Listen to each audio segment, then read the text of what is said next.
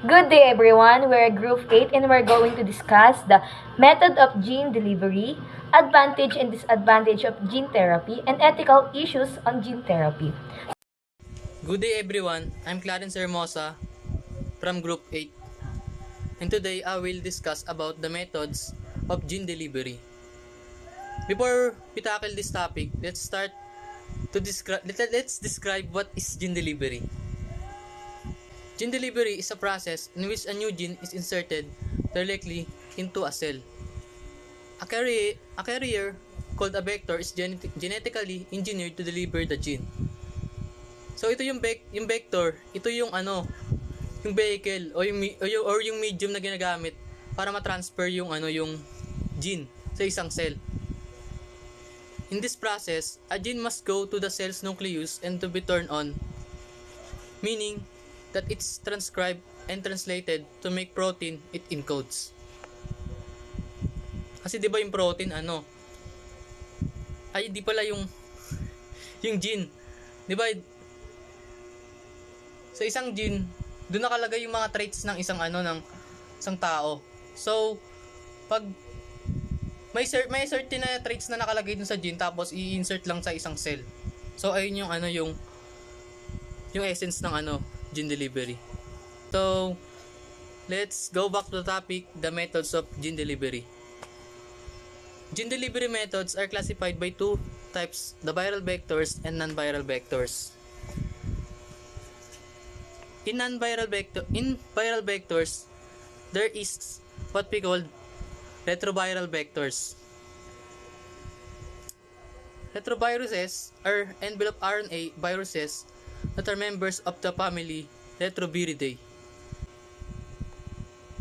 A key requirement in the development of a virus vector is the creation of a recombinant virus that is replication defective but capable of infecting a cell. Sabihin nitong recombinant virus, ito yung virus na hindi siya kumakalat. Di ba replication defective? Sabihin hindi siya kumakalat. Pero capable siya na mag-infect ng cell. So, dadalhin ng virus yung gene para makapasok dun sa cell.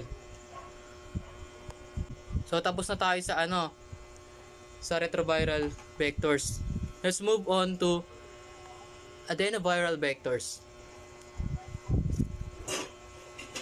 Adenoviruses are non-enveloped DNA viruses.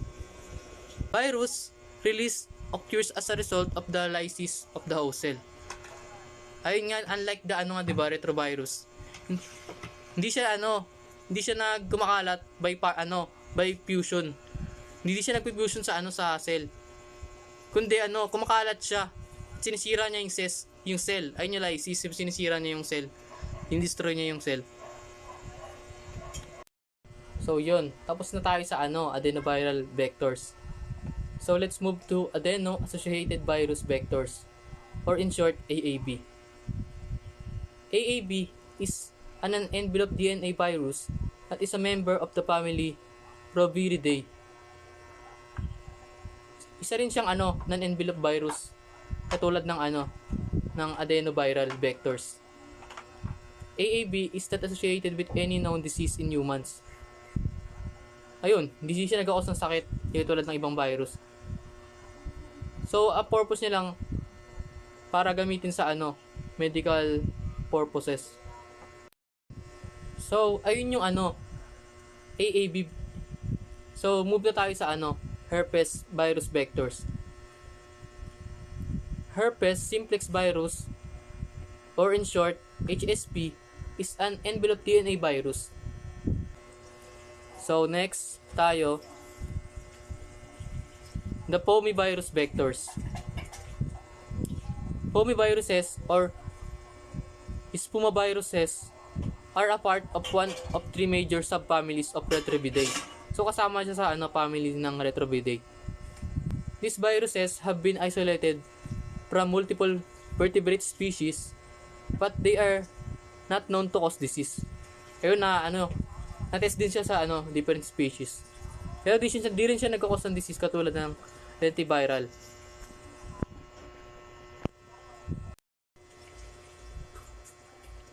So, non-viral vectors. Ito yung mga vectors na hindi gumagamit ng virus. Non-viral vectors. Okay.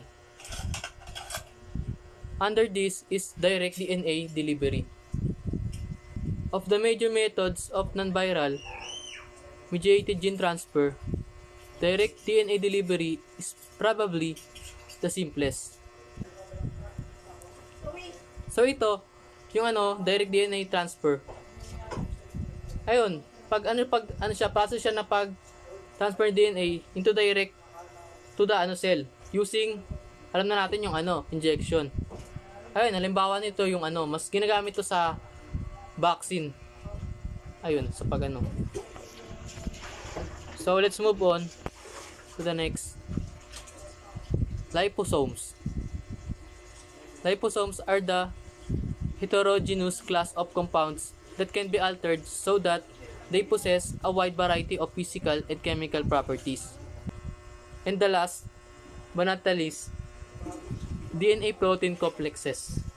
Another method of non-viral gene transfer involves the use of DNA protein complexes that are taken up by the receptor-mediated endocytosis pathway. Let's move on to the next reporter. Advantage of gene therapy. Primary treatment. Gene therapy offers a revolutionary method of treatment that could finally provide a primary source of treatment for genetic disorders. Personalized care. Gene therapy produces personalized treatment that cater to the specific genetic needs of each individual. Disease prevention. Gene therapy holds the potential to eradicate genetic disorder before they manifest, reducing the spread of genetic abnormalities through families. Ano nga bang advantage ng gene therapy? Primary treatment. Ang gene therapy ay nag-aalok ng isang revolutionary na paraan ng paggamot na maaari magbigay ng primary source ng paggamot para sa genetic disorders. At ang pangalawa, personalized care. Ang gene therapy ay nagbibigay ng personalized na paggamot na nakakatulong sa particular na genetic at pangangailangan ng bawat individual. And lastly, disease prevention. Ang gene therapy ay may potential na mapalayo ang genetic disorders bago pa man ito at magpakita pagbabawas ng pagkakalat ng genetic abnormality sa pamamagitan ng mga umilya. Disadvantage of gene therapy. Expensive. The cost of gene therapy remains prohibitively high and inaccessible to most people apart from the wealthiest regions. Risk of side effects. Gene therapy has potential long-term side effects that include gene mutation and other disorders yet to be fully explored by researchers. Ethical concern. Gene therapy raises ethical concern around designer babies, eugenics, and medicalization, driven by companies and profit rather than need. Sunod dito ay ang kamahalan. Ang gastos ng gene therapy ay nanatiling napakamahal at hindi maaaring maabot ng karamihan maliban sa pinakamayamang mga lugar. Risk ng side effects. Ang gene therapy ay may potential na long-term side effects na kabilang ang gene mutation at iba pang sakit na pa rin naman na dapat pag-aralan ng mga mananaliksik. Ethical concern. Ang gene therapy ay nagpapakita ng mga ethical concern sa paligid ng mga designer babies, eugenics at medicalization na pinapasok ng mga kumpanya at pakinabang sa halip na pangangailangan. So what ethical issues on gene therapy? Gene therapy faces various technical, scientific, and regulatory issues, including number 1, safety. Ensuring the safety of gene therapy as introducing foreign genetic material can lead to unintended side effects or adverse reactions. And number 2, efficacy, determining the effectiveness of gene therapy in treating specific genetic disorder or diseases. And number 3, delivery, developing efficient and targeted delivery method for introducing genetic material into cells. Ethical issues. in gene therapy revolve around the moral and societal concerns associated with the alteration of an individual's or their offspring genetic makeup. Some of the main ethical issues in gene therapy include informed consent, ensuring that patients or their legal guardians have a comprehensive understanding of the potential risks, benefits, and uncertainties of gene therapy before giving informed consent for the treatment. Safety and unintended consequences. The potential for unintended side effects or long-term health risks associated with gene therapy interventions raises questions about patient safety and the ethical responsibility to minimize harm. Accessibility and equity. The cost of gene therapy may limit access for individuals who cannot afford it, leading to concern about socioeconomic and healthcare disparities. And lastly, immune response, addressing the immune system's response to the introduced genetic material which can lead to removal of modified cells.